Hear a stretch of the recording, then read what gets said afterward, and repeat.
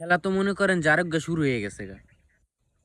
আরেকবার এই যে চট্টগ্রাম কক্সবাজার এরপরে আরো কিছু কিছু জায়গায় নোয়াখালী পর্যন্ত মনে করেন যে বন্যা হয়েছে, বন্যায় মনে করেন যে ঘরবাড়ি তলায় গেছে গা।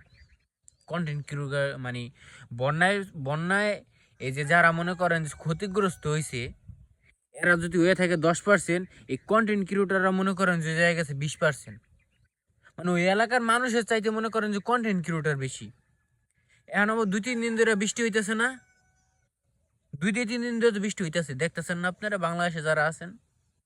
দেখেন, এই বছরের মতো যদি না হয় তারপর আবার কইেন আমার ভিডিওর কমেন্টে আইয়া খেলা আবার আর মনে করেন যারা শুরু করে দিব।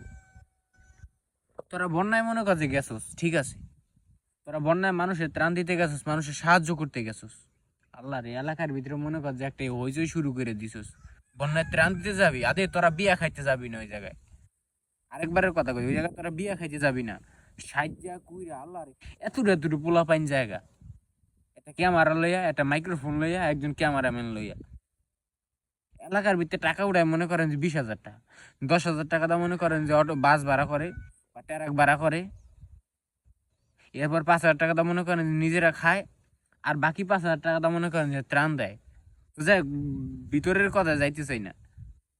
খেলা আবার মনে করেন যে নতুন করে আবার শুরু হয়ে গেছে, যাওয়া আবার বেড়া শুরু হয়ে গেছে।